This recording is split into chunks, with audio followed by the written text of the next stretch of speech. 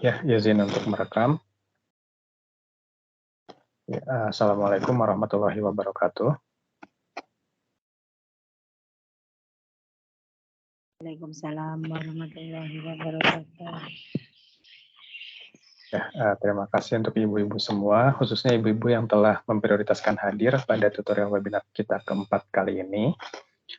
Yang mudah-mudahan pada siang ini kita semua diberikan kesehatan dan waktu senggang untuk melaksanakan tutorial webinar keempat kali ini. Nah, sebelumnya ya saya harap ibu-ibu semua dalam keadaan sehat ya Ibu. Sebelum masuk ke bahasannya, hari ini rencananya kita mau melakukan review ulang mengenai penulisan atau penyajian karya ilmiah, yang mana itu adalah tugas akhirnya, tugas 3 dan tugas 4. Dan kemudian kita akan mengulas kembali bagaimana tata cara penulisannya, kemudian beberapa aturan terkait penulisan karya ilmiahnya.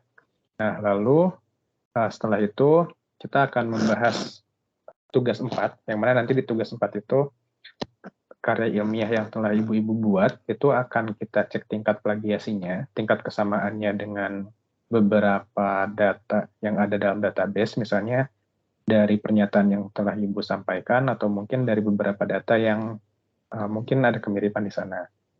Nah, tapi sebelum itu kita coba sharing-sharing dulu ya ibu-ibu, barangkali ada beberapa kendala atau kesulitan yang ibu-ibu hadapi selama mengerjakan tugas, khususnya di tugas 3.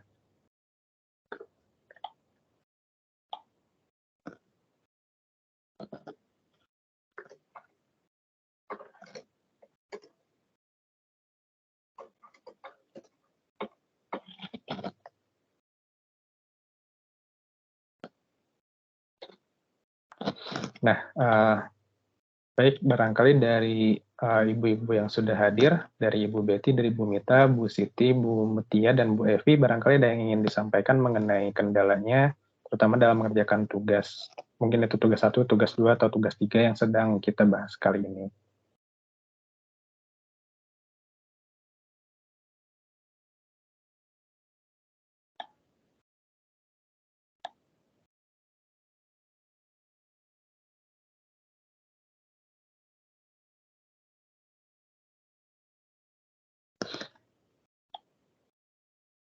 Ya, baik, jika tidak ada, saya coba review ulang dulu ya ibu-ibu. Di sini saya coba share screen dulu.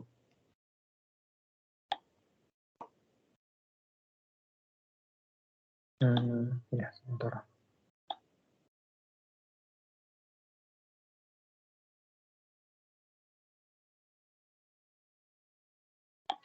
Nah, ini ya, kita punya beberapa tugas dari laman e-learning ini.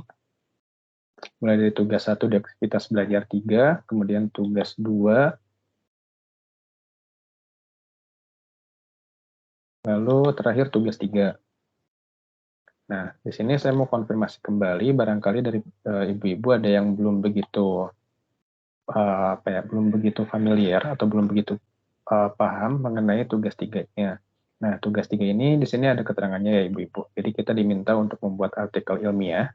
Dalam hal ini masih dalam bentuk draft, format draft artikel ilmiah. Di sini ada template-nya. Template-nya itu sudah saya cantumkan di deskripsi grup. Ya, kita coba cek di sini ya.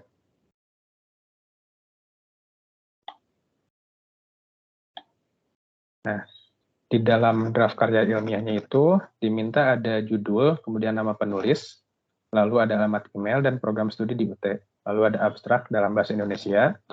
Kemudian ada kata kunci, ini minimal 3, maksimalnya 5 biasanya kita. Lalu ada pendahuluan, pendahuluannya ini kita buat dalam satu bagian utuh, bisa beberapa paragraf ya. Kemudian dia itu dibuat tanpa subjudul, dan di dalam pendahuluan ini ada latar belakang masalah, kemudian beberapa tinjauan pustaka, lalu masalah, rumusan masalah, atau mungkin tujuan dari penelitian tersebut. Nah, kemudian subjudul yang lainnya ada metode, lalu ada hasil dan pembahasan, ada simpulan dan saran, dan terakhir diisi oleh daftar pustaka. Nah, oke. Nah, untuk ini ya, di sini ada file karya ilmiah. Jadi di sini memuat beberapa file terkait karya ilmiah, termasuk di dalamnya adalah panduan dalam membuat karya ilmiah. Dan ada contoh tugas 1, tugas 2, dan tugas 3. Nah, ini beberapa jadwal tutorial webinar, yang mana sekarang kita masuk ke tutorial webinar terakhir. Nah, untuk tugas 3 dan 4, ya bisa ibu-ibu cek di sini ya. Jadi, nah, ini ada beberapa tugas yang telah saya periksa, khususnya yang telah ibu-ibu kumpulkan di e-learning di tugas 3, sebelum hari Sabtu lalu. Nah, di folder ini. Kemudian untuk template-nya bisa ibu-ibu cek yang ini, bisa juga di-download ya. Jadi kurang lebih nanti tampilannya seperti ini. Nah, di dalamnya bagi ibu-ibu yang belum atau masih agak kesulitan dengan formatnya, bisa mengikuti format ini. Nah, ini ada sedikit revisi. Jadi untuk judulnya itu tidak semuanya dibuat huruf kapital, tapi huruf kapitalnya itu hanya dibuat di di huruf pertama pada setiap katanya. Judul artikel atau judul karya ilmiah. Nah, ini kecuali kata hubung. Kata hubung itu seperti misalnya dalam, dan, di, pada, dan lain-lain, itu kita tidak menggunakan huruf kapital. Nah, kemudian bagian identitasnya, di sini ada nama mahasiswa, yaitu nama ibu-ibu semua. Lalu jika karya ilmiahnya ini diambil dari mata kuliah PTK atau PKP-nya, maka kita cantumkan juga dosen PKP-nya. Dan terakhir, tutor karya ilmiah. Di sini kebetulan tutor untuk ibu-ibu semua adalah saya, jadi nanti ibu-ibu bisa cantumkan nama saya di sini. Dan untuk identitas di sini, kita tidak memakai gelar ya ibu-ibu. Jadi hanya nama saja. Kemudian kebetulan untuk instansi tempat bertugas, nah di sini saya tidak terikat dengan instansi lain, jadi ini tidak perlu, jadi saya disamakan saja nanti sama-sama PGSD, FIP, UT, seperti itu. Nah, kemudian ada emailnya itu email dari ibu-ibu semua. Ada arahan dari Kaprodi bahwa email yang digunakan itu adalah email e-kampus yang ibu-ibu miliki. Itu bisa ibu-ibu cek ya di halaman e-learning-nya, apakah nanti ibu-ibu bisa mengakses email tersebut atau tidak. Dan apabila misal ibu-ibu tidak dapat mengakses email tersebut, ya pakai email yang saat ini ibu gunakan untuk login ke akun e-learning-nya masing-masing, itu tidak apa-apa. Nah, lalu ada bagian abstraknya. Jadi bagian abstraknya ini ada ukurannya ya, ukurannya itu 11, kemudian hurufnya Times New Roman, dan ini kita buat rata kiri kanan mulai dari awal sampai ke akhir. Jadi tidak ada bagian yang menjorok ke dalam. Nah, tidak dibuat seperti ini. Jadi kita buat rata. Teks pertama itu di paling kiri, kemudian ujungnya di kanan seperti itu. Nah, jadi untuk abstraknya nanti ibu-ibu bisa kerjakan di bagian ini. Ini diusahakan ada antara 150 hingga 200 kata. Nah, isinya apa saja? Ini kurang lebih menjelaskan permasalahan atau tujuan penelitian dengan singkat. Nah, biasanya sebelum mencantumkan tujuan atau permasalahannya, kita buat satu kalimat mengenai latar belakangnya dulu. Misalnya, katakanlah saya ingin membuat karya ilmiah seperti ini. Peningkatan hasil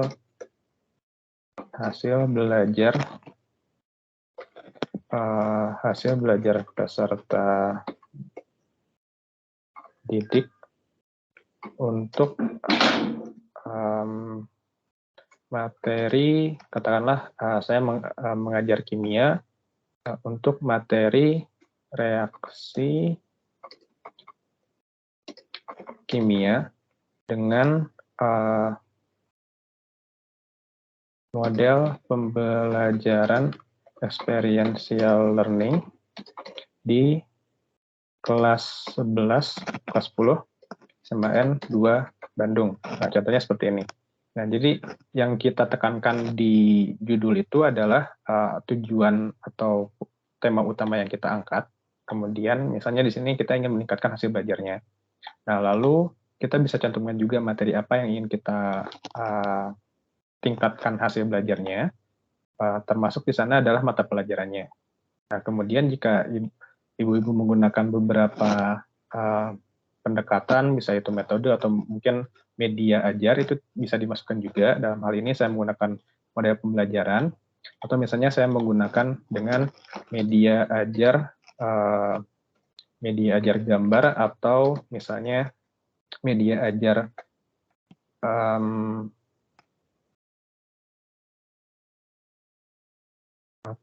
media ajar e-learning seperti itu. Ini bisa juga.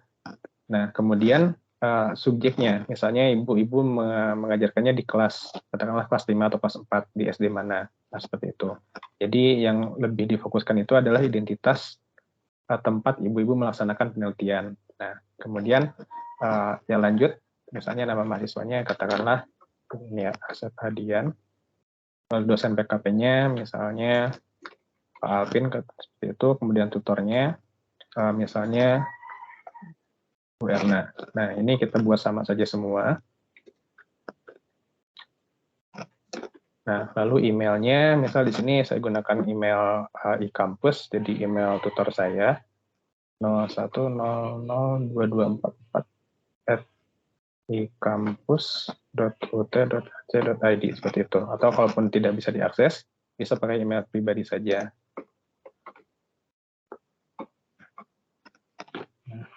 Seperti itu. Nah, lalu bagian abstraknya, misalnya di sini bagian pendahuluannya saya cantumkan bahwa katakanlah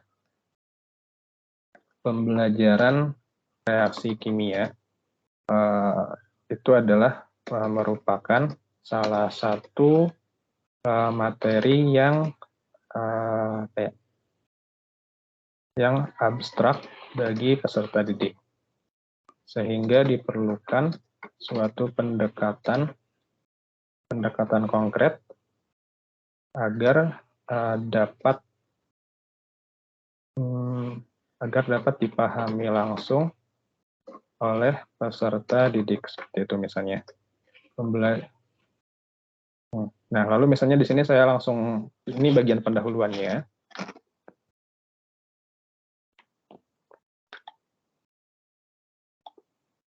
Nah, lalu misalnya di sini saya sampaikan permasalahannya.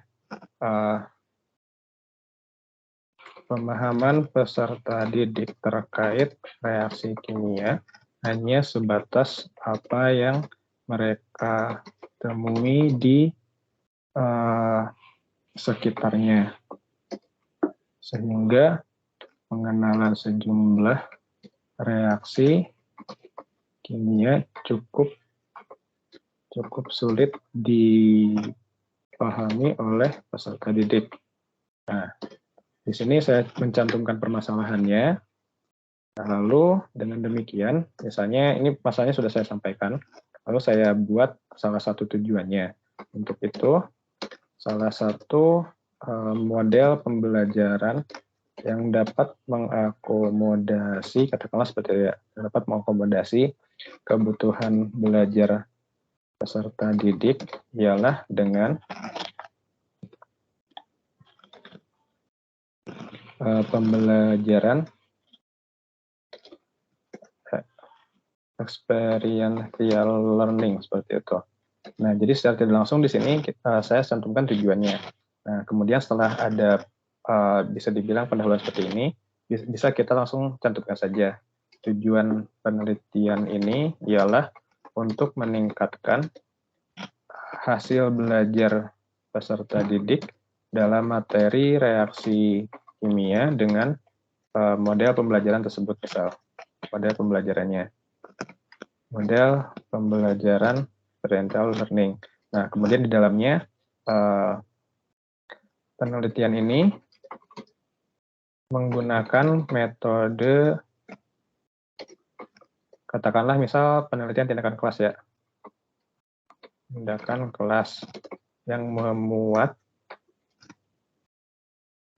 3 tahapan, misalnya prasiklus, siklus 1, dan siklus 2. Nah, lalu di sini bisa ibu-ibu jabarkan juga ya, misalnya di bagian siklus 1 itu inti kegiatannya ada apa aja, misalnya ada bagian perencanaan hingga bagian evaluasi atau refleksi, seperti itu. Nah, kemudian setelah itu kita cantumkan hasilnya juga, misalnya pada siklus 1 katakanlah sekitar 58% peserta didik tuntas. Nah, lalu pada siklus 2, setelah dilaksanakan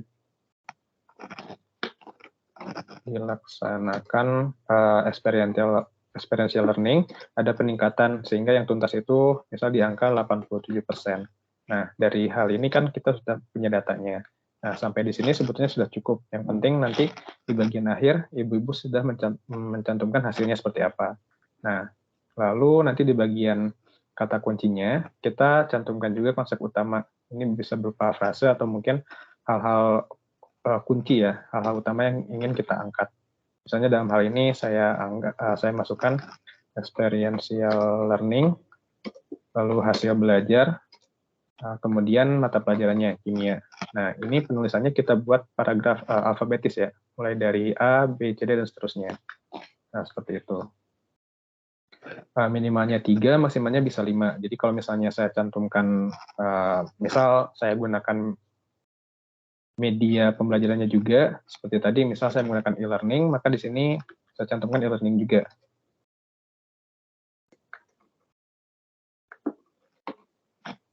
Nah, nanti ini bisa beragam ya, sesuai dengan PTK yang telah ibu-ibu kerjakan.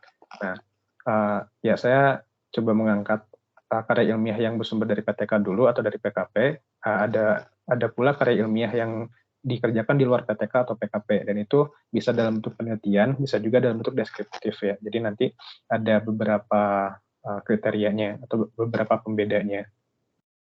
Ya, seperti itu. Nah, lalu misalnya di bagian pendahuluannya, di sini di paragraf pertama, misal paragraf pertama saya membahas mengenai pembelajaran kimia. Nah, memang yang agak cukup merepotkan itu adalah setiap paragraf kita diminta untuk mencantumkan minimalnya 1 kutipan. Jadi misalnya dalam pembelajaran kimia ini, atau sebelum masuk ke pembelajaran kimia, saya membahas mengenai teori belajar, katakanlah teori belajar behavioristik ya. Nah, misalnya teori belajar ini yang membahas mengenai bagaimana umumnya siswa atau peserta didik itu belajar. Karena kebanyakan mungkin siswa itu belajar berdasarkan kebiasaannya. Jadi perlu adanya suatu stimulus sehingga mereka itu bisa belajar dengan sendirinya. Atau misalnya kita mencantumkan tentang teori motivasi belajar.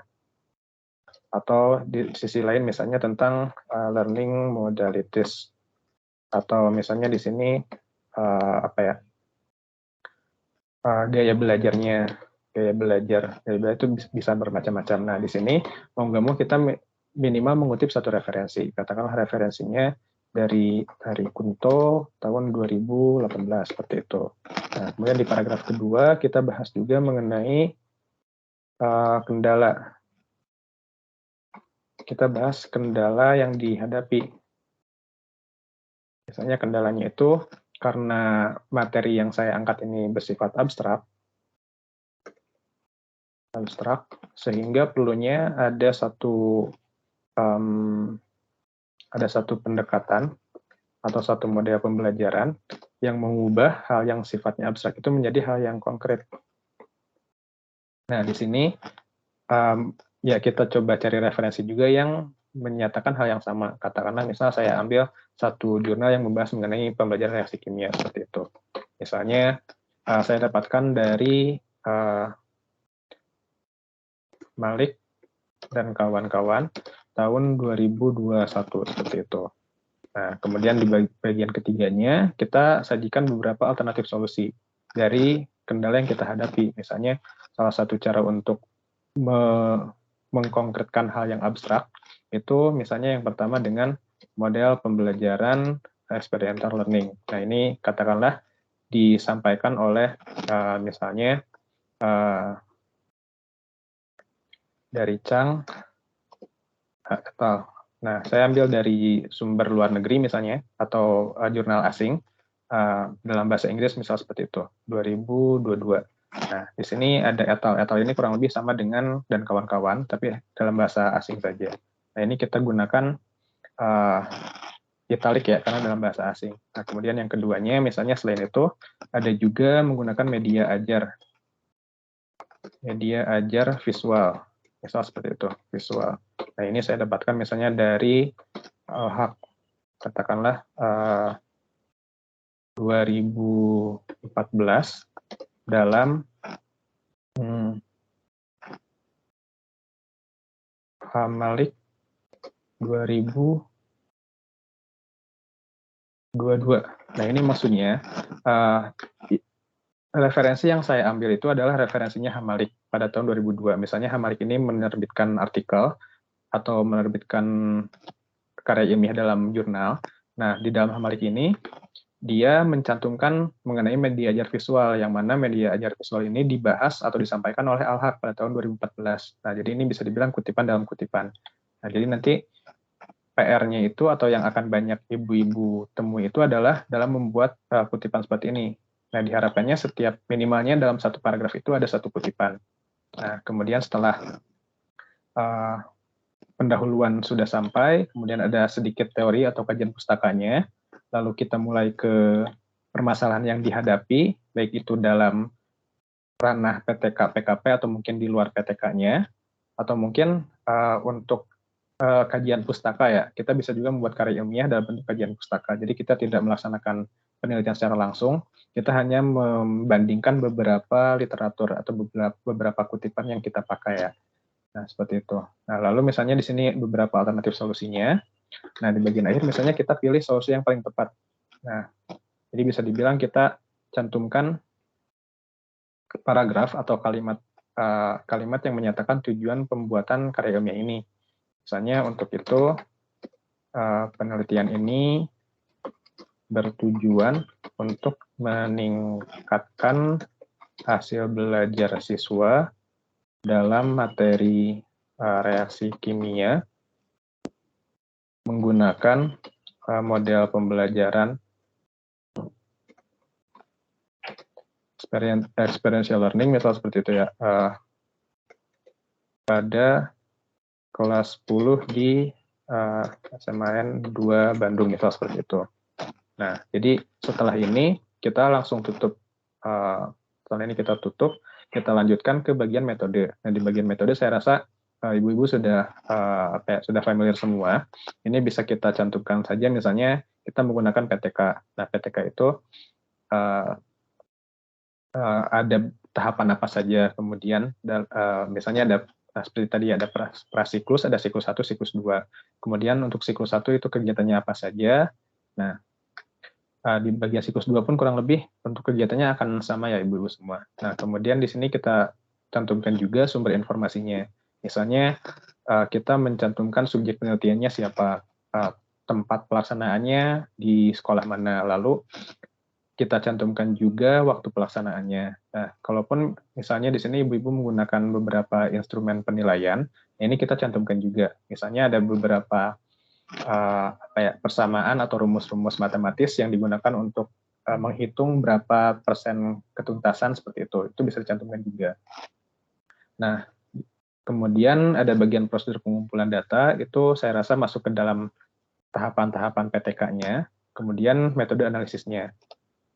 Nah, untuk metodenya ini bisa kita kutip dari referensi juga, misalnya ibu-ibu cek dari buku atau modul yang ada di UT ya, yang diberikan oleh UT mengenai PTK atau mengenai PKP, atau misalnya mengenai analisis data, itu bisa dicantumkan juga. Nah, jadi syarat 5 buku dan 5 jurnal itu tidak hanya tidak harus selalu merujuk pada judul yang ibu-ibu pilih, tapi itu bisa juga misalnya buku yang membahas mengenai analisis data. Nah, itu termasuk ke salah satu dari 5 referensi buku minimal seperti itu. Nah, kemudian jika metodenya itu atau PTK-nya itu diambil dari referensi, katakanlah PTK-nya diambil dari modul UTN, itu ibu bisa cantumkan juga sebagai salah satu sumber referensi ya, yang 5 itu. Jadi nanti kita buat misalnya PTK. Kurang lebih seperti inilah.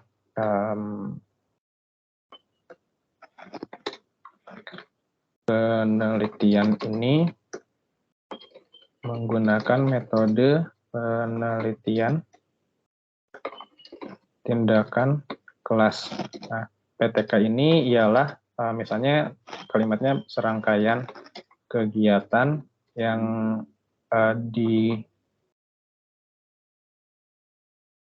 katakanlah digunakan ya untuk mengukur misalnya hasil belajar siswa meliputi 3 tahapan, katakanlah seperti itu, prasiklus, lalu siklus 1 dan siklus 2. Nah, misalnya sampai sini ini bisa dimasukkan sebagai kutipan juga, misalnya dari modul UT ya seperti itu, atau misalnya mungkin dari modul UT di sana kan ada penulisnya juga ya, bisa ibu-ibu cantumkan misalnya Hernawan 2020 seperti itu. Nah, kemudian di sini kan setelah kutipan titik seperti itu. Nah, lalu setelahnya ini bisa ibu-ibu lanjutkan, baik itu lanjutan dari Hernawan atau mungkin dari referensi lain. Misalnya di bagian setiap tahapan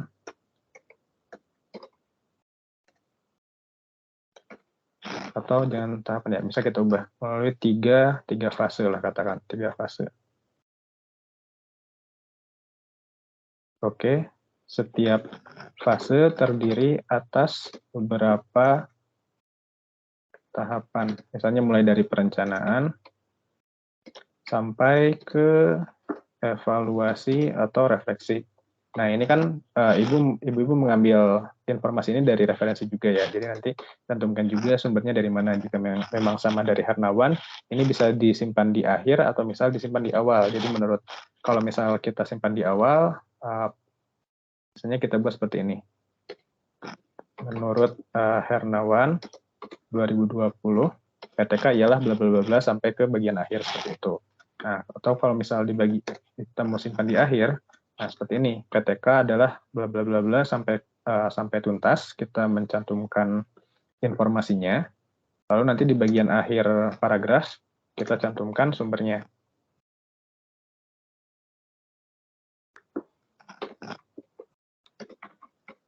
Nah, saya berharapnya khususnya di bagian pendahuluan, itu di setiap paragraf itu ada minimal 1 kutipan atau 1 referensi yang ibu-ibu kutip.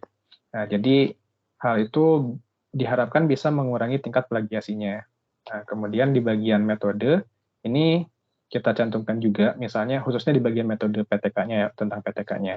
Nah, lalu untuk hal-hal yang lainnya, termasuk misalnya subjek penelitian, lalu pihak-pihak yang terkait, kemudian tempat dan waktu pelaksanaan, itu kan pastinya identik ya untuk masing-masing penelitian yang telah ibu-ibu kerjakan. Jadi saya rasa hal tersebut akan sangat mengurangi tingkat plagiasinya. Nah, kemudian untuk metode analisis itu bisa ibu-ibu cantumkan juga, dan jika memang diambil dari referensi sama dengan PTK-nya itu atau metode penelitiannya, kita cantumkan kutipan di bagian akhirnya. Nah, lalu untuk di bagian hasil pembahasan, ini baiknya kita sajikan secara prosedural. Jadi untuk hasilnya misalnya ibu-ibu sampaikan tahap pertama atau fase pertama itu untuk prasiklus. Prasiklus itu dapat hasil seperti apa? Misalnya yang saya contohkan tadi, saat prasiklus ketuntasan peserta didik itu hanya di angka 40 atau 30%. Kemudian setelah siklus 1 ada peningkatan misalnya menjadi 58% atau menjadi sekitaran 60%.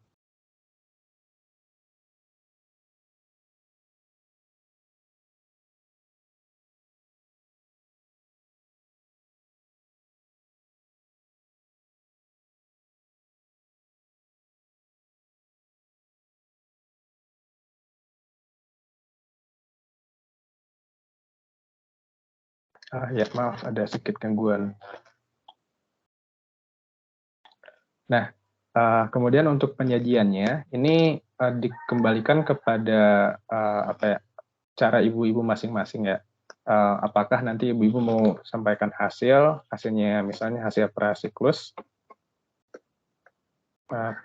lalu ibu-ibu bahas, ada pembahasannya, atau misalnya disampaikan hasil semua, hasil dari awal sampai akhir.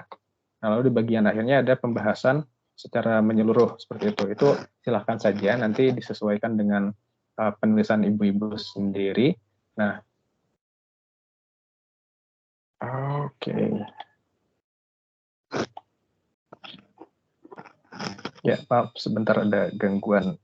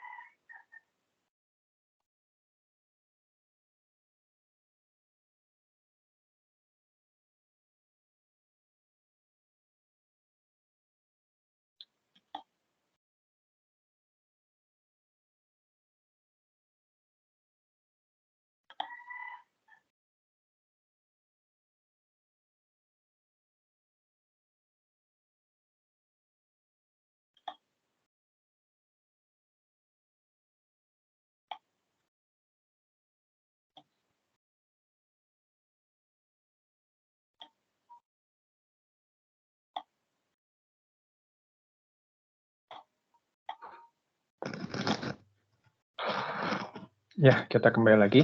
Jadi untuk bagian hasil dan pembahasannya itu bisa disesuaikan saja dengan format atau style ibu-ibu masing-masing ya. Mau itu kita bahas bagian hasil, setiap hasil yang didapat lalu kita bahas, atau mungkin hasilnya disajikan dari awal sampai akhir, lalu di bagian akhirnya ada pembahasan, itu sama-sama saja. Nah, kemudian di sini untuk menyajikan data, saya sangat merekomendasikan bagi ibu-ibu untuk menggunakan yang pertama pakai tabel. Tabel ya untuk menyajikan data dari misalnya ketuntasan belajarnya seperti itu. Kemudian selain dari tabel bisa juga menggunakan diagram. Nah, diagram ini ya jadi salah satu media visual ya agar data yang disampaikan itu lebih mudah dipahami seperti itu. Nah, kemudian jika ibu-ibu menggunakan media pembelajaran, misalnya media gambar atau media lain yang mungkin itu ada kebaruan tersendiri yang telah ibu-ibu dapat atau modifikasi, itu bisa juga dicantumkan di bagian hasil pembahasannya. Kalau misalnya dalam bentuk foto itu bisa dicantumkan juga. Nah, jika misalnya medianya itu diambil dari satu kutipan atau dari sumber lain, itu bisa juga dibuat ya. Nah, kemudian dalam penulisan tabel, ini ada sedikit perbedaan. Sebelumnya belum sempat saya sampaikan. Jadi untuk tabel itu, kita beri judul misalnya tabel 1, lalu di bagian bawahnya kita beri judul tabelnya. Nah, misalnya tingkat ketuntasan belajar prasiklus. Nah, seperti ini. Kita buat spasinya 1, lalu judul tabelnya ini, tabel keberapa itu kita buat tebal. Kemudian untuk bagian judul tabelnya, atau keterangan dari judul tabelnya itu kita buat miring, seperti ini.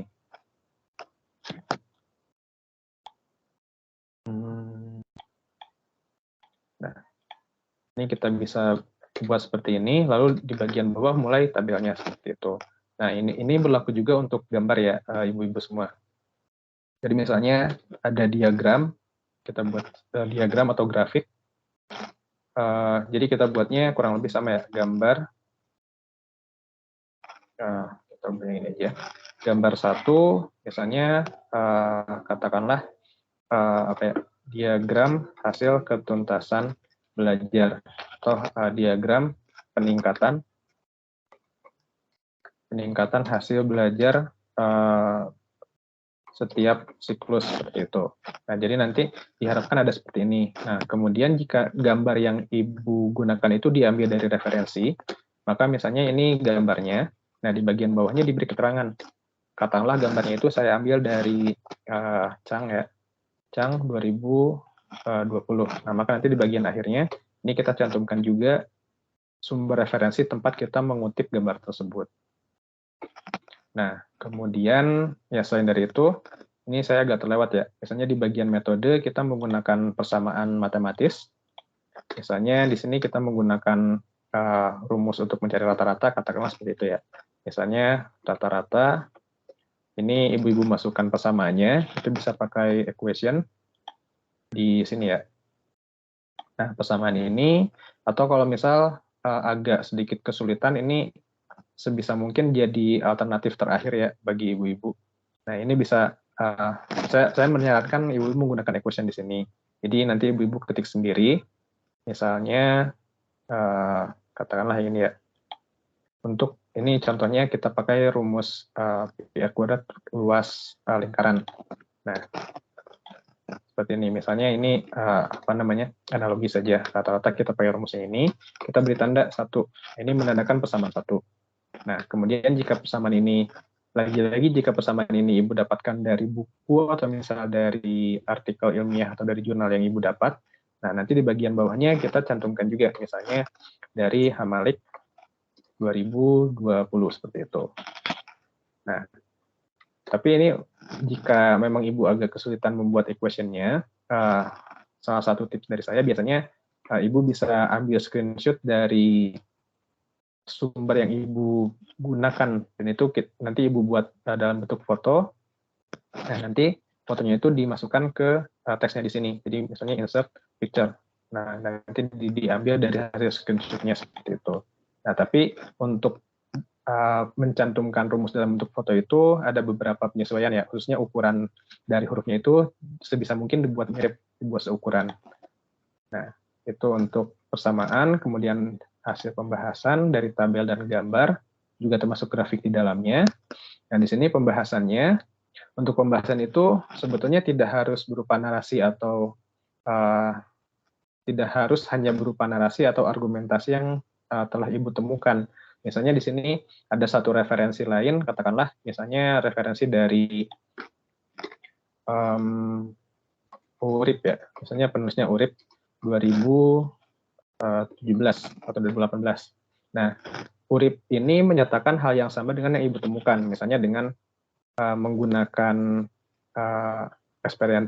experiential learning, ternyata ada peningkatan signifikan dalam proses pembelajaran siswanya seperti itu. Nah, jadi misalnya saya buat kalimat seperti ini, dengan menggunakan model experiential learning terdapat peningkatan hasil belajar peserta didik untuk materi reaksi kimia sebagaimana yang tercantum dalam URIP 2018 seperti itu, atau misalnya sebagaimana yang didapat oleh URIP 2018 seperti itu. Nah, jadi di bagian pembahasan ini tidak hanya kita menjelaskan berdasarkan pemahaman kita sendiri, tapi ketika kita mendapatkan hasil yang ternyata itu termuat dalam satu referensi, kita juga bisa menyampaikan kutipan seperti itu. Jadi hal tersebut untuk memperkuat temuan yang telah kita dapatkan atau kesimpulan yang kita dapatkan. Nah, kemudian di bagian akhir, bagian simpulan, ini tentunya bisa dibuat seringkas mungkin. Poin-poin penting yang ibu-ibu temukan, misalnya bisa langsung disebutkan hasilnya dengan menerapkan model pembelajaran apa, atau misalnya dengan menggunakan media ajar apa, ternyata bisa meningkatkan hasil belajar sebanyak berapa persen seperti itu.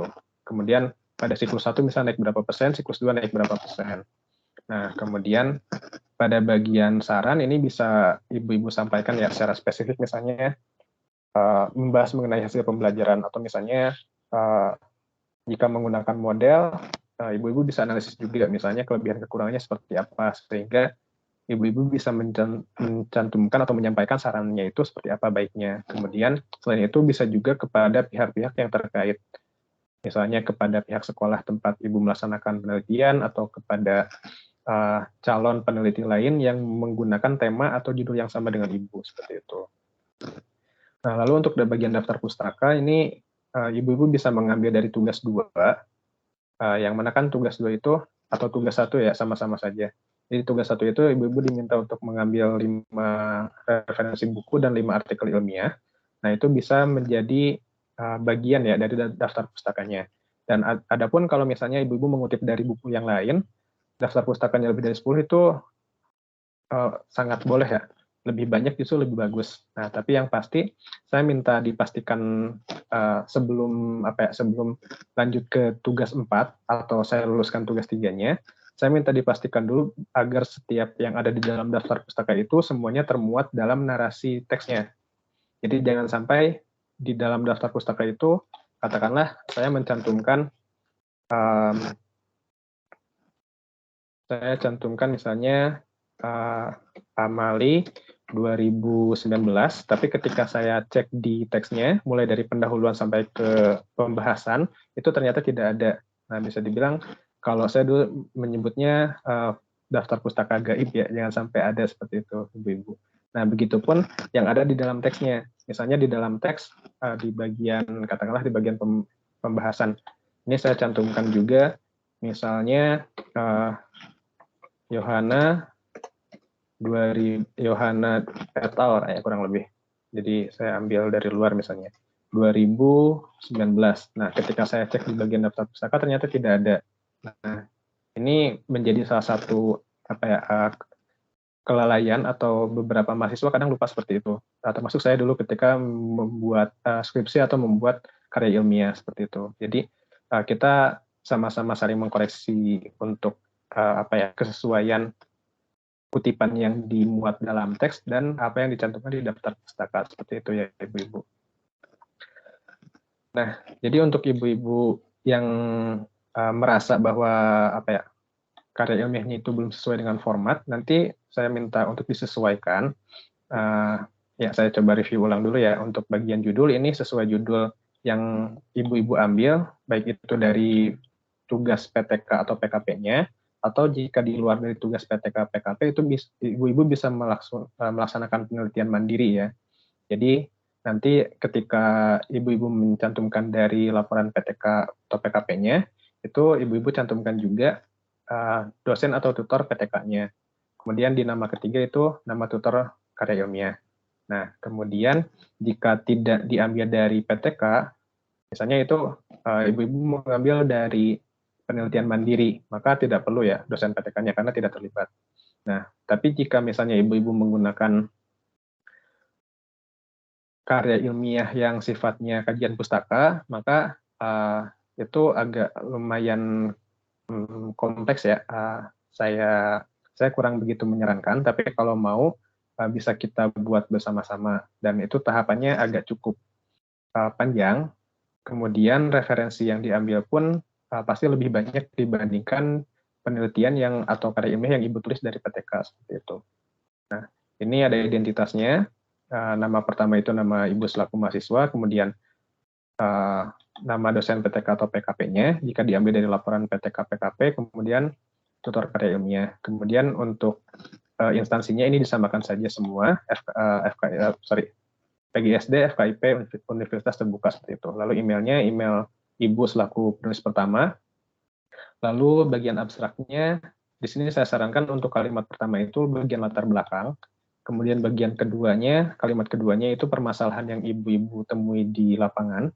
Lalu kalimat ketiganya itu bisa dibilang sejumlah solusi yang bisa Ibu pilih. Atau misalnya solusi utama yang Ibu-Ibu pilih. Nah, kemudian setelah itu lanjut ke tujuan penelitiannya atau tujuan penulisan karya ilmiahnya.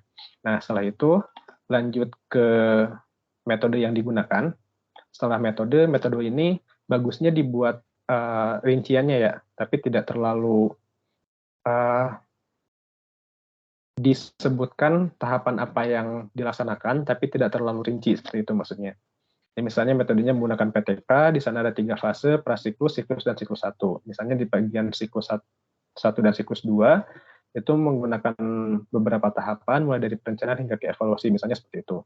Nah, lalu setelah metode yang digunakan, disampaikan juga hasilnya. Misalnya hasil dari prasiklus ketuntasannya seperti apa. Kemudian siklus 1 ada peningkatan atau seperti apa. Kemudian di siklus kedua ada peningkatan atau seperti apa. Nah, ada baiknya sedikit dibahas pengaruh dari variabel yang Ibu gunakan. Misalnya di sini saya menggunakan model pembelajaran, atau mungkin Ibu-Ibu menggunakan media pembelajaran. Nah, di bagian hasil, itu Ibu-Ibu sampaikan juga pengaruh dari media atau model yang Ibu gunakan itu seperti apa. Nah, seperti itu. Nah, lalu diikuti oleh kata kunci. Kata kuncinya ini bisa dibilang poin utama atau kunci ya, yang ingin Ibu tonjolkan, yang ingin Ibu soroti dalam penulisan karya ilmiahnya.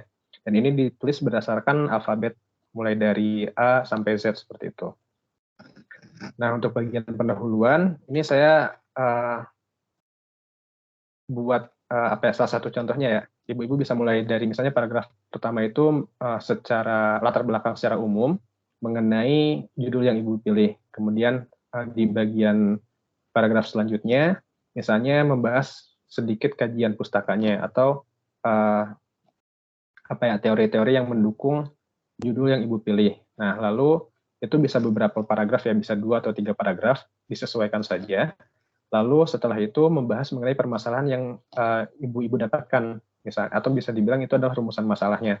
Apa yang Ibu temui di lapangan, atau ya kendala yang Ibu hadapi, sehingga itu layak dijadikan permasalahan. Nah, setelah itu diikuti oleh beberapa alternatif solusinya. Nah, kemudian setelah alternatif solusi itu muncul, Ibu-Ibu bisa pilih satu solusi yang paling yang Ibu pilih lah, baik itu pertimbangannya bisa banyak ya, apakah itu efektif atau mungkin dilaksanakan atau mungkin ekonomis dan lain-lain, itu bisa disesuaikan saja.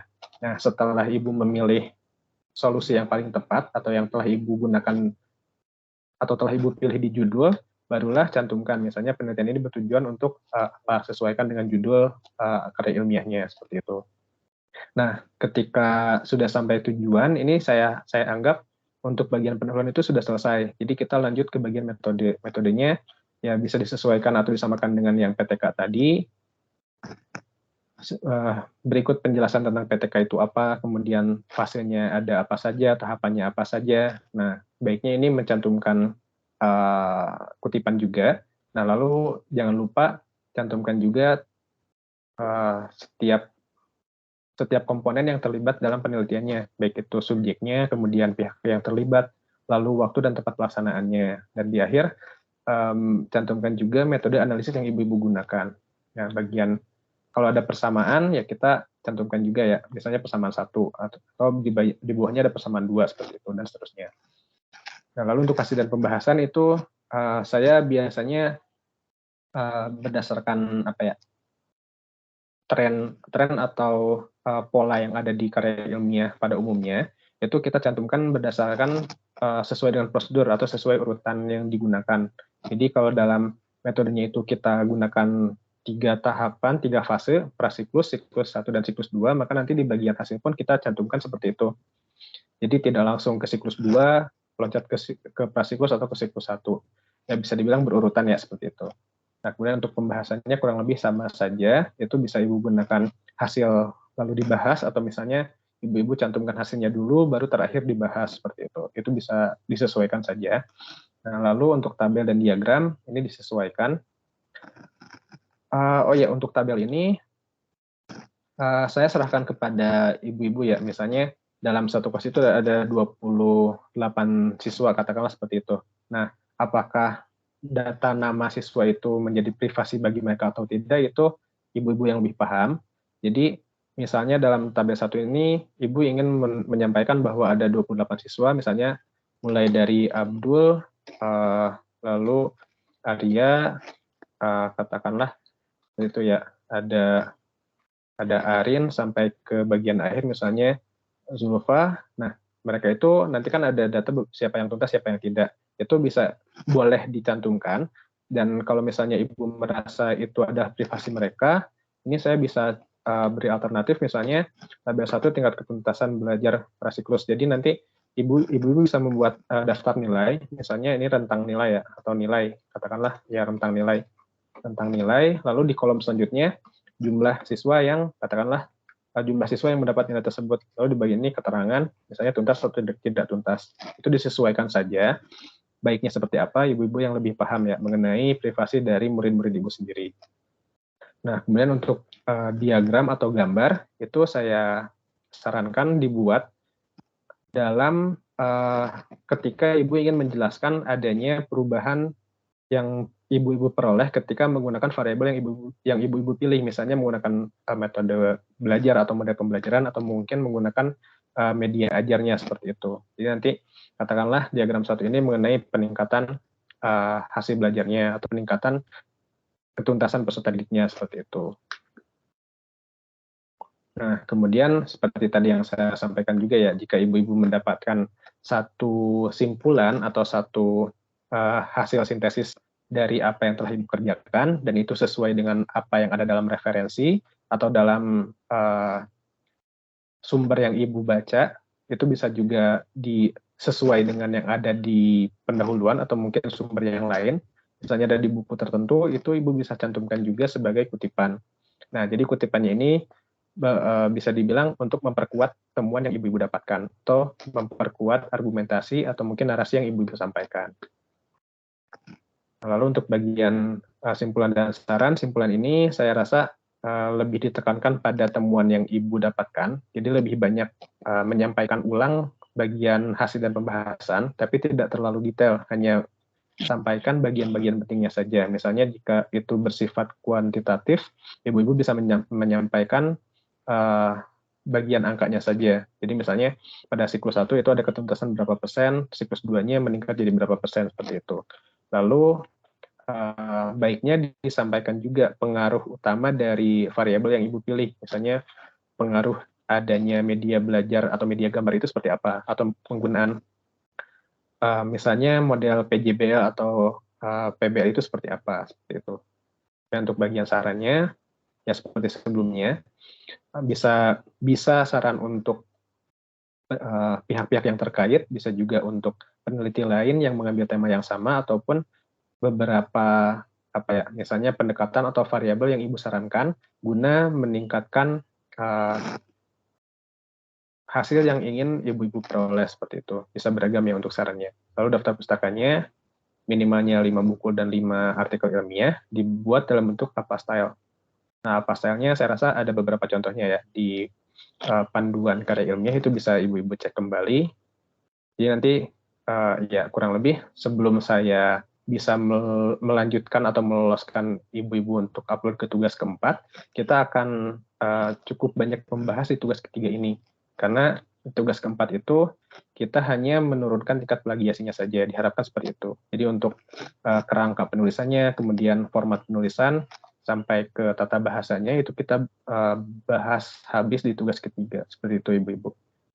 Nah, karena mungkin durasinya pun masih cukup lama ya, sampai tanggal 18 yang akan datang, saya ingin menargetkan paling lama itu mungkin di tanggal 5 atau tanggal 6 ya, tanggal 6 atau tanggal 8 lah, kurang lebih tanggal 8, ibu-ibu semua sudah tuntas dalam tugas tiganya. Atau terlalu lama ya? Mungkin tanggal 4 atau tanggal 5 Desember lah ya. Jadi kurang lebih 10 hari dari sekarang, tugas tiganya sudah selesai, sehingga nanti di tugas keempat itu kita tinggal memeriksa bagian mana yang sekiranya ada yang perlu diubah atau diparafrase, seperti itu. Tapi alangkah lebih bagus ketika di tugas 3, ibu-ibu sudah melakukan parafrase, artinya tidak hanya copy-paste dari sumber referensi ya. Jadi nanti di tugas keempat itu baiknya ibu-ibu sudah mendapatkan tingkat plagiasi yang di bawah 30%. Dan itu bisa dibilang bisa dibilang otomatis lulus karirnya, seperti itulah. Nah, sampai di sini dari ibu-ibu barangkali ada yang ingin ditanyakan, saya persilahkan ya.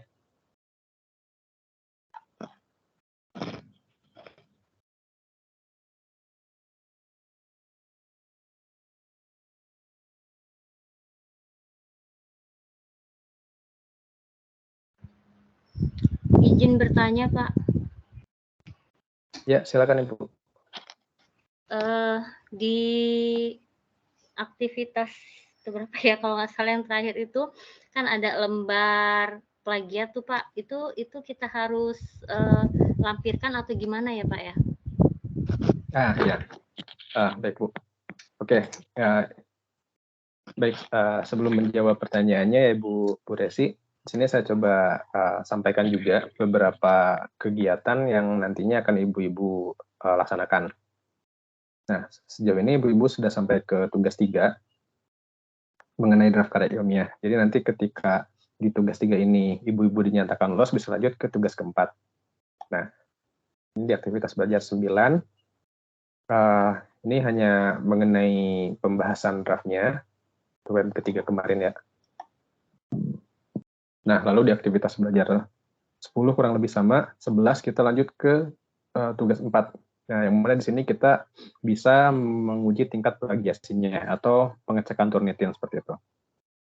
Nah, lalu di sini ibu-ibu nanti diminta untuk mengupload judul, abstrak, dan kata kunci. Nah, makanya di sebelum masuk ke tugas 4, kita buat agar tugas 3-nya itu sudah final.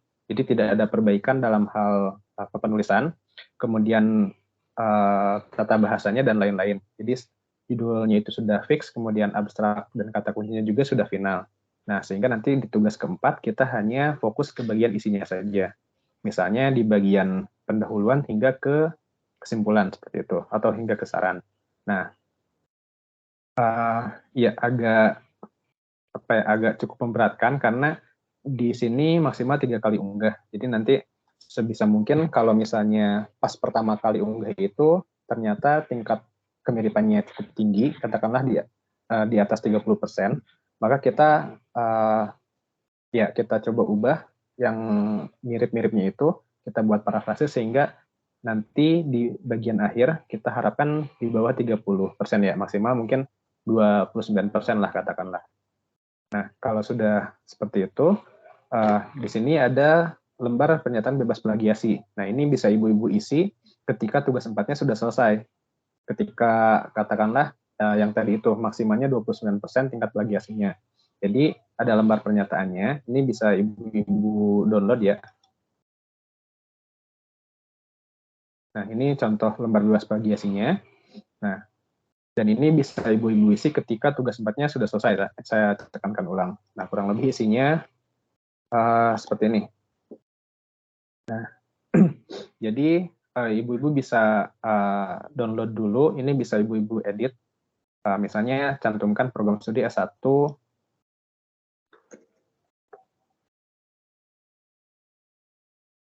sorry. Nah, misalnya bagian ini bisa ibu-ibu edit, katakanlah S1 PGSD,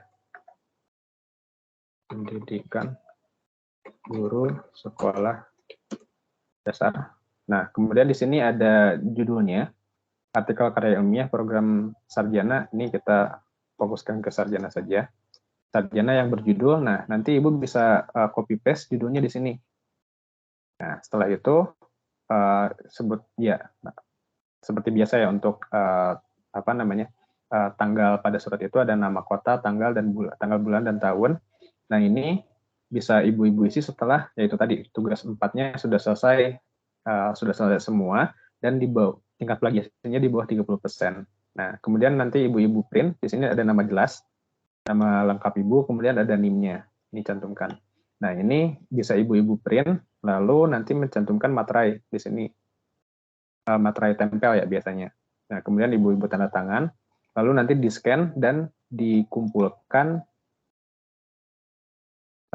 di-scan-nya itu bisa pakai aplikasi di handphone misalnya, atau bisa menggunakan scanner, itu terserah ibu-ibu nanti pakai cara apa yang lebih memungkinkan. Nah, kemudian setelah dibuat, nanti bisa ibu-ibu kumpulkan di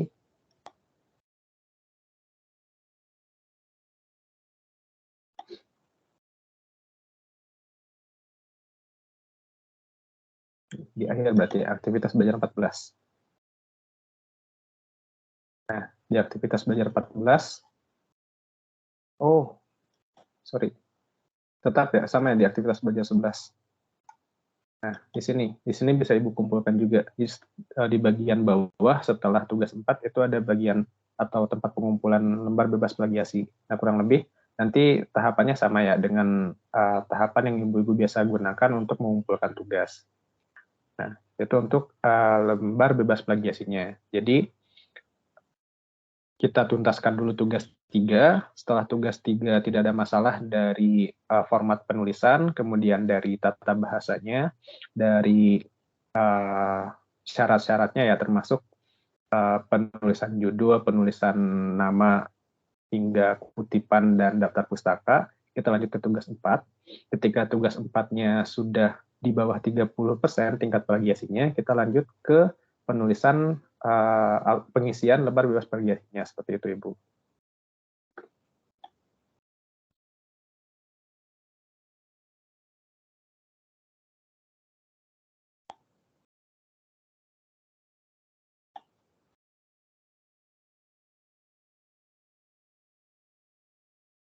Nah, oke, sampai saat ini saya perlu menyampaikan juga dari pihak UT memang belum ada instruksi mengenai penggunaan aplikasi Turnitin oleh pihak ketiga.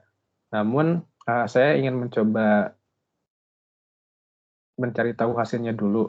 Ketika ibu-ibu sudah mencapai, katakanlah, semuanya sudah sampai ke tugas keempat, atau mungkin ada beberapa orang yang sampai ke tugas keempat, dan jika memang masih banyak yang tingkat plagiasinya di atas 30%, mungkin nanti saya coba usahakan menyediakan pengecekan tingkat plagiasinya. Jadi sebelum diupload ke tugas keempat, ibu-ibu bisa cek dulu ya secara mandiri. Nah, memang di beberapa marketplace seperti ya di kayak aplikasi belanja online itu memang ada beberapa yang menyediakan akun Turnitin. Jadi kita bisa upload atau cek tingkat plagiasi secara mandiri, namun itu masih belum direkomendasikan oleh pihak UT. Nah, walaupun memang nanti sangat membutuhkan, ya mungkin saya akan coba mengusahakan hal tersebut, tapi ya sebisa mungkin kita coba maksimalkan dulu di upload tugas keempat yang pertama kali, seperti itu. Dan diharapkan ketika ibu-ibu sudah saya loloskan tugas 3-nya untuk lanjut ke tugas keempat, itu ya mudah-mudahan tingkat plagiasinya tidak begitu tinggi ya ibu-ibu. Dan ya saya sangat berharap bahwa pada pertama kali ibu-ibu upload ke tugas keempat itu sudah di bawah 30% tingkat plagiasinya. Nah, oke, itu untuk lembar bebas plagiasinya ya Ibu. Mudah-mudahan terjawab. Silakan barangkali ada pertanyaan yang lainnya.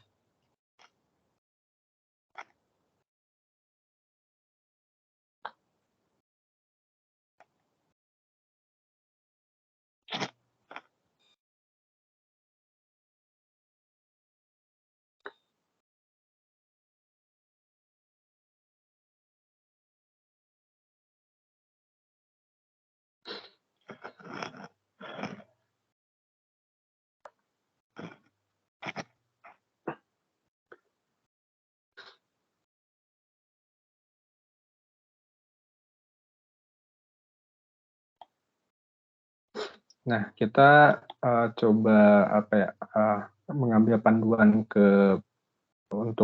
panduan khusus untuk karya ilmiah. Ini filenya sudah saya cantumkan di deskripsi grup yang ada di Google Drive itu ya Ibu-Ibu. Jadi nanti bagi Ibu-Ibu yang belum menuntaskan tugas 3-nya atau masih ada beberapa revisi, saya akan coba cek juga formatnya apakah sudah sesuai atau mungkin belum. Nah, di sini ada ketentuan umumnya. Jadi hurufnya itu kita gunakan Times New Roman, ukurannya 12, kemudian ukuran kertasnya A4, lalu nomor halamannya ini kita simpan di bagian tengah, dan ini sifatnya opsional ya, jadi nanti jika memang bisa kita buat penomoran, kita buat di bagian tengah, dan ya sebisa, kalau misalnya tidak bisa nanti ya mungkin saya coba bantu. Lalu untuk jarak antar barisnya atau spacingnya itu 1,5, dan baris pertamanya itu menjorok 1 cm, kecuali di bagian abstraknya. Lalu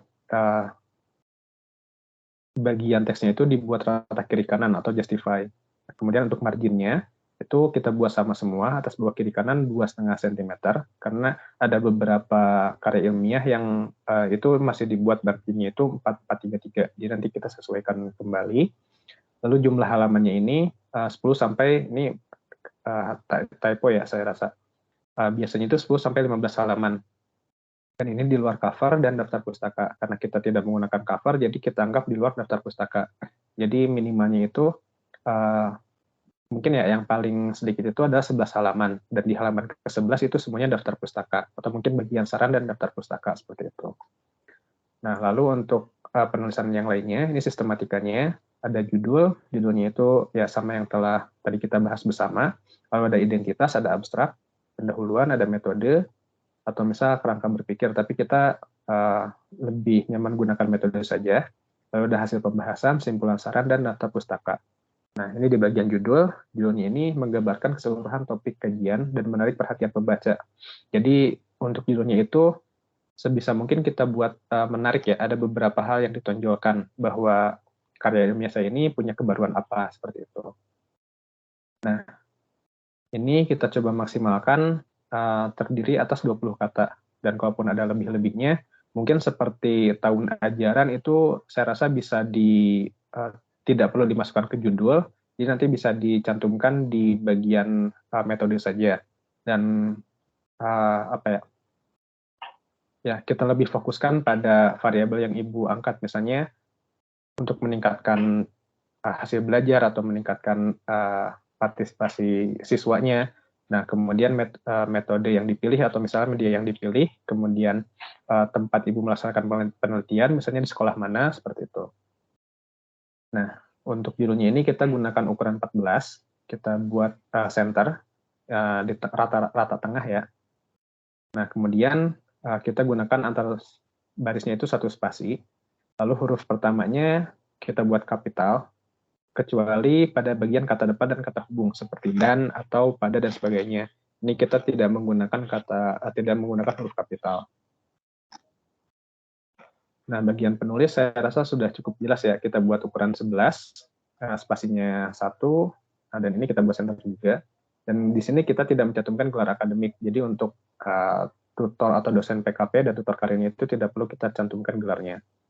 Nah, di sini kita cantumkan juga prodi, fakultas, dan perguruan tingginya di bagian bawah ya, di bagian bawah nama penulis. Nah, untuk penulisannya ini saya memang ada beberapa jenis ya. Misalnya untuk penulisan nama itu bisa dibuat sejajar seperti ini, atau kita buat per orang. Jadi misalnya nama pertama Asep Hadian, lalu seperti ini.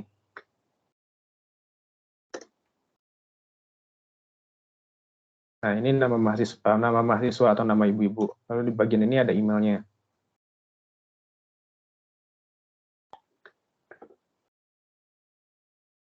Nah, kemudian nama keduanya itu misalnya nama dosen atau tutor PTK atau PKP-nya, Alvin, lalu katakanlah seperti ini, instansinya, lalu terakhir tutor karya ilmiah. Seperti itu. Bisa dibuat seperti yang atas, atau dibuat seperti yang bawah, sama-sama saja. Tapi saya sedikit merekomendasikan yang atas, agar kita tidak membuang banyak space ya. Jadi, untuk bagian abstraknya itu bisa dimuat lebih banyak, seperti itu. Nah, kemudian untuk abstraknya, nah ini ya, memuat latar belakang, ada tujuan, ada metode, ada hasil, atau di sana juga kita cantumkan kajian atau implikasinya. Nah, kita cantumkan secara informatif dan faktual. Kemudian 150-200 kata, jadi nanti saya cek juga abstrak dari karya ilmiah yang telah ibu-ibu tulis untuk tugas ketiganya, dan kita buat dalam bahasa Indonesia. Kemudian kita coba sepakati saja untuk abstrak ini kita buat tegak saja ya ibu-ibu.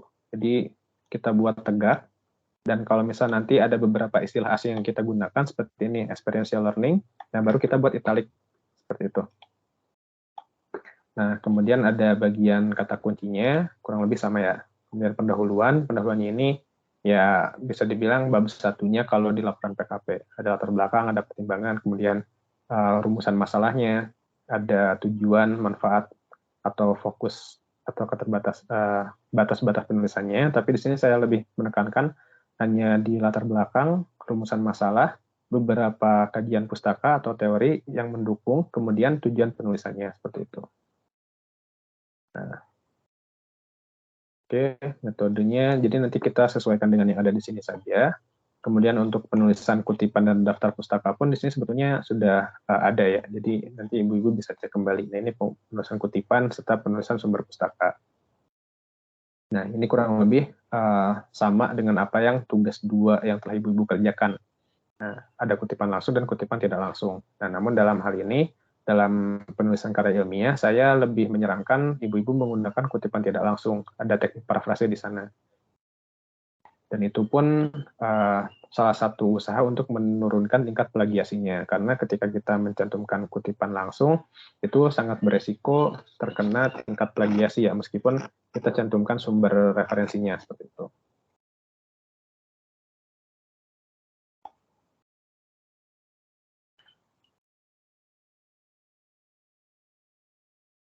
Ini daftar pustaka. Jadi Avastar itu kurang lebih seperti ini. Ada nama penulisnya, kemudian tahunnya diberi kurung, lalu nama buku kita buat miring, lalu ini penerbit atau kota terbitnya. Nah, kemudian untuk KBBI mungkin seperti ini kurang lebih. Lalu contohnya apa lagi ya?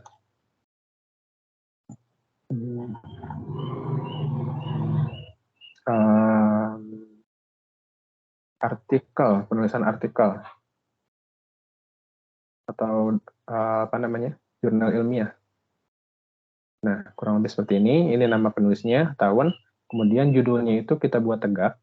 Yang kita buat miring adalah judul artikelnya. Judul jurnalnya, nama jurnalnya. Seperti itu. Kalau misalnya di sana ada doi-nya, kita cantumkan juga.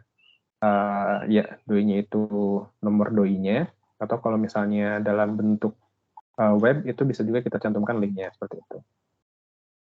Nah, mudah-mudahan dengan ya pemaparan tadi kita bisa lebih jelas lagi ya. Jadi untuk penulisan karya ilmiah itu apa-apa saja yang perlu dicantumkan, kemudian cara menulisnya seperti apa, bentuknya bagaimana. Nah, kemudian saya juga ingin menekankan penulisan tata cara penulisannya atau kebahasaannya. Misalnya kita menggunakan kata depan di ini kan dia bisa bersifat dia mempunyai dua posisi ya, bisa sebagai imbuhan, bisa juga sebagai preposisi atau kata depan. Nah, misalnya dia bersifat sebagai imbuhan ketika dia disandingkan dengan kata kerja. Misalnya dilaksanakan atau disampaikan. Atau misalnya apa lagi ya? Diberikan. Nah, ini kita gunakan tanpa spasi. Tapi kalau misalnya di itu sebagai kata depan, sebagai preposisi yang menunjukkan tempat atau menunjukkan waktu, misalnya di antara. Nah ini kita gunakan spasi, di spasi antara. Atau mungkin di kelas, di siang hari, seperti itu. Nah, kemudian selain itu, ada cukup banyak juga ya yang sering kekeliruan dalam penulisan. Misalnya dalam penulisan persentase. Nah, kita buat sesuai KBBI. KBBI-nya itu persentase, karena masih ada beberapa penulis yang menulisnya itu menggunakan ejaan lama seperti prosentase atau misalkan presentase. Nah, ini keduanya ini saya paham maknanya itu ke persentase, tapi di penulisannya itu tidak sesuai. Jadi nanti saya harap kita sama-sama mengecek KBBI ya untuk kata mana yang baku, karena ini kan ranahnya karya tulis ilmiah. Jadi penulisannya pun kita sesuaikan dengan kalimat-kalimat baku seperti itu. Hal-hal bersifat ilmiah kita menggunakan kalimat baku. Nah, lalu selain itu misalnya pada penulisan persentase nilai, katakanlah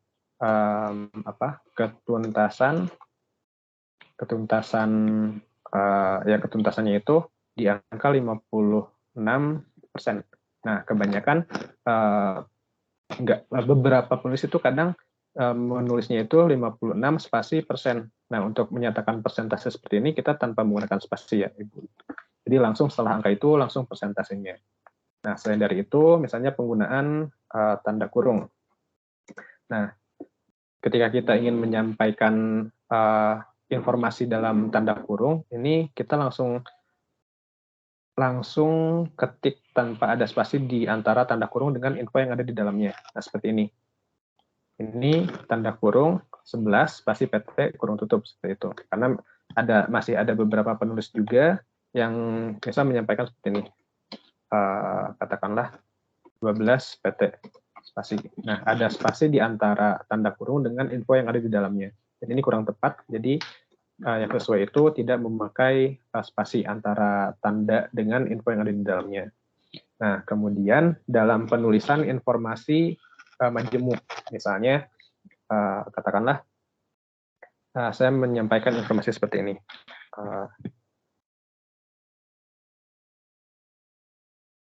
Mata pelajaran untuk bidang minat IPA di SMA ialah katakanlah fisika, kimia, dan biologi. Nah, seperti ini. Ketika kita menyampaikan beberapa informasi berbentuk seperti ini, di sini kan saya menggunakan 3 kata ya, ada fisika, kimia, dan biologi. Jika kata yang saya gunakan ini lebih dari 3, maka kata kedua sebelum kita menuliskan dan itu pakai koma.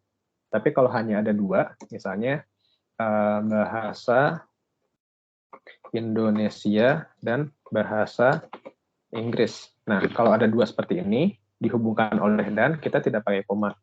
Nah, tapi kalau misalnya minimal 3 dan lebih, nah itu sebelum dan kita pakai koma dulu. Nah, contohnya yang lain misalnya 1, 2, 3, 4, 5, 6, dan 7. Seperti itu. Jadi sebelum dannya itu kita pakai. Oke, kemudian untuk pengulangan kata seperti kupu-kupu, nah ini kita buat tanpa spasi ya Ibu-Ibu. Jadi ada kupu, tanda strip, kupu lagi, seperti itu. Dan ya saya rasa untuk penulisan-penulisan kebahasaan seperti ini, tentang UEB atau EYD, Ibu bisa coba pelajari secara mandiri, meskipun nanti kita coba bahas atau kita coba koreksi bersama ya untuk tugas 3-nya. Nah, ini yang ingin saya tekankan dulu untuk saat ini. Nah, untuk selanjutnya kita coba ya untuk tugas 3 dan selanjutnya ke tugas 4, kita coba bimbingan secara mandiri saja. Jadi nanti ibu-ibu yang telah mengumpulkan tugas 3 di e-learning, itu saya coba cek hasil pengerjaannya seperti apa, kemudian saya berikan feedback-nya. Nah, setelah ada feedback, ibu-ibu bisa melakukan perbaikan atau revisi, itu bisa langsung secara pribadi saja ke saya, bisa melalui WhatsApp atau mungkin dikumpulkan lagi di e-learning. Tapi untuk respon yang lebih cepat, untuk pengerjaan ya sesegera mungkin bisa melalui WhatsApp saya saja. Nah, jadi nanti untuk file yang telah Ibu perbaiki itu bisa dikirim dalam bentuk Word-nya saja, tidak perlu PDF, karena nanti ada beberapa komentar yang perlu saya cantumkan di filenya seperti itu. Nah, oke. Itu di bagian tata bahasanya, karena ini perlu saya sampaikan karena tata bahasa ini menjadi salah satu aspek penilaian ya untuk di tugas keempat nanti. Saya rasa oke. Ibu-ibu masih belum bisa akses ya karena belum sampai ke tugas 4. Nah, ini saya sampaikan ulang saja. Jadi untuk penilaiannya itu selain dari tingkat plagiasinya, itu kan merupakan syarat utama ya. Syarat utamanya itu tingkat plagiasinya di bawah 30%. Nah, kemudian ada beberapa aspek lainnya yang menjadi penilaian kelulusan dari karya ilmiah yang telah Ibu kerjakan.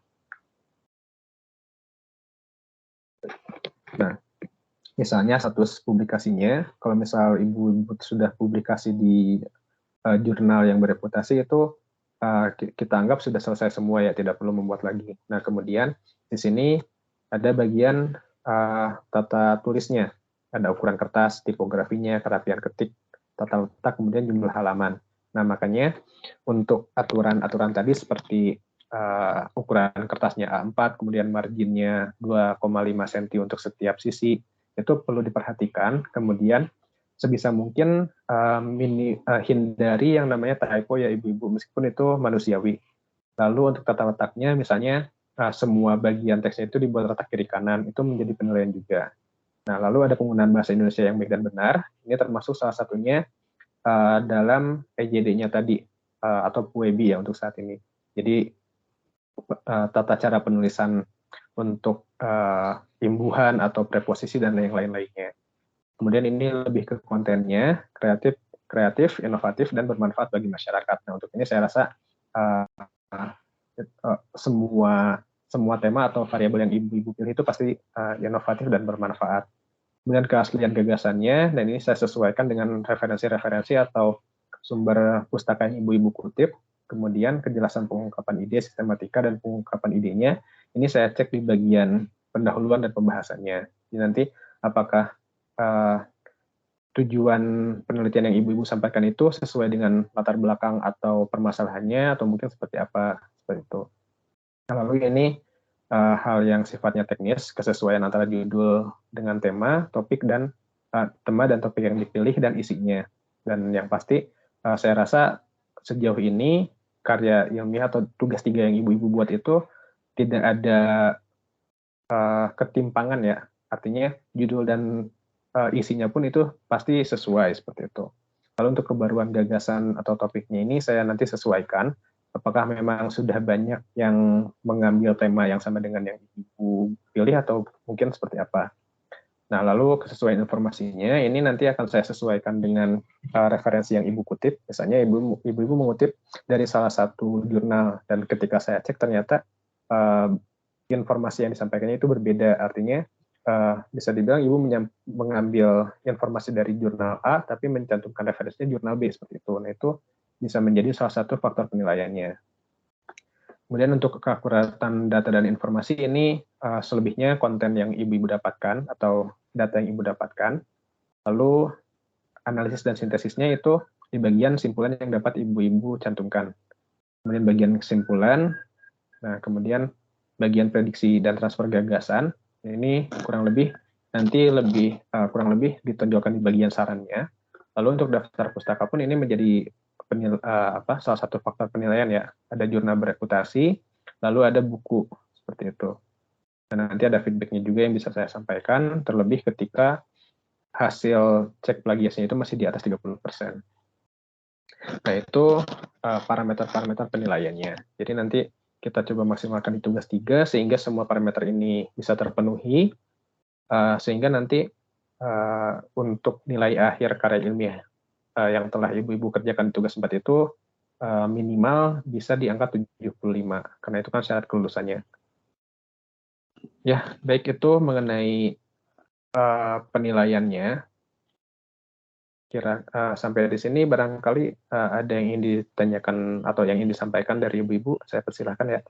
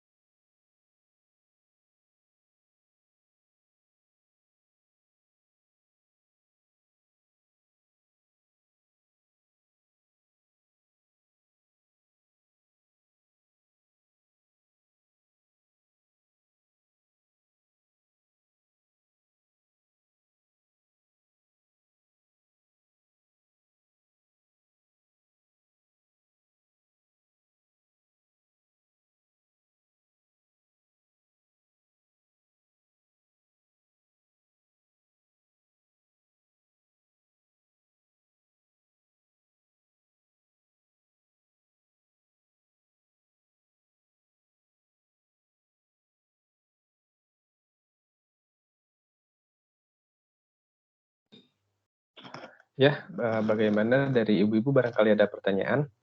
Silakan ditanyakan saja ya Ibu-Ibu.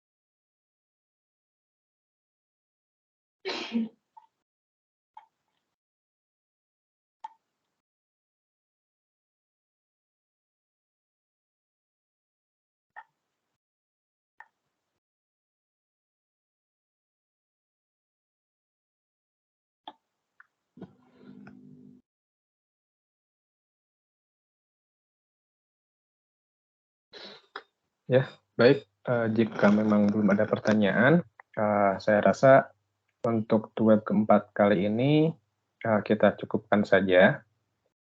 Oh ya, untuk web ini sifatnya opsional ya. Jadi jika memang nanti di kemudian hari sebelum tanggal 18 Desember, Ibu-Ibu memerlukan web tambahan, bisa coba ajukan saja di grup WhatsApp atau mungkin di grup e-learning. Jadi kita coba bahas mengenai hal-hal yang sekiranya perlu dibahas melalui web. Dan jika dirasa cukup, untuk kedepannya kita coba maksimalkan tugas 3, khususnya ya untuk tugas 3-nya kita buat secara sampai final, sampai benar-benar tidak ada perbaikan, lalu kita lanjut ke tugas keempat untuk menguji tingkat plagiasinya.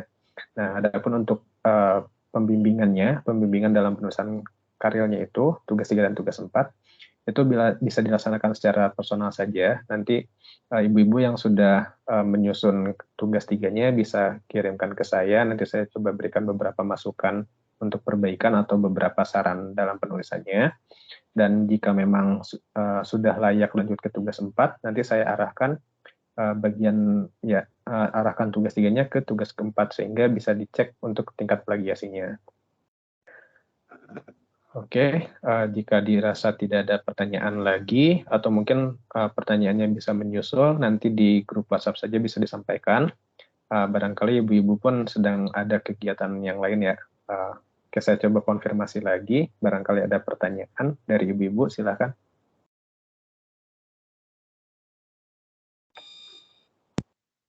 Tidak ada Pak, sudah cukup. Ya, baik. Terima kasih tanggapannya Ibu Mita. Barangkali dari ibu-ibu yang lain. Cukup Pak. Oke, baik Ibu. Dirasa cukup ya Ibu-ibu. Nah, untuk itu, untuk web keempat kali ini, meskipun kita tidak full 2 jam ya, tapi yang penting kita anggap tuntas apa yang perlu kita bahas. Jadi nanti apabila ada pertanyaan, ya saya sampaikan ulang lagi ya. Apabila ada pertanyaan bisa sampaikan di grup WhatsApp atau ditanyakan secara pribadi. Kemudian untuk tugas-tugasnya silahkan dikerjakan. Saya harap ibu-ibu mengerjakan tugas 3 dan ya utamakan tugas 3 dulu ya. Itu tidak menjadi beban ya bagi ibu-ibu semua. Kalaupun ada tugas lain yang lebih penting, yang lebih urgent, silahkan prioritaskan tugas yang lainnya. Tapi jangan sampai tugas karya ilmiah ini sampai terbengkalai ya, karena ini menentukan kelulusan, menjadi salah satu syarat kelulusan bagi ibu-ibu nanti. Nah, baik, untuk itu saya sampaikan terima kasih banyak bagi ibu-ibu yang telah memprioritaskan untuk hadir. Mudah-mudahan kita semua diberikan kesehatan, diberikan kebaikan dalam menuntaskan tutorial online untuk mata kuliah karya ilmiah ini. Sehat-sehat untuk kita semua. Terima kasih banyak atas waktunya. Mohon maaf atas kelalaian atau mungkin ketidakjelasan yang saya sampaikan selama tutorial webinar keempat kali ini khususnya. Saya tutup dengan wassalamualaikum warahmatullahi wabarakatuh. Terima kasih banyak ibu-ibu semua. Waalaikumsalam. Ya, sama-sama Ibu. Silakan. Ya, sama-sama Bu. Selamat beraktivitas kembali Bu Ibu. Ya, makasih Pak.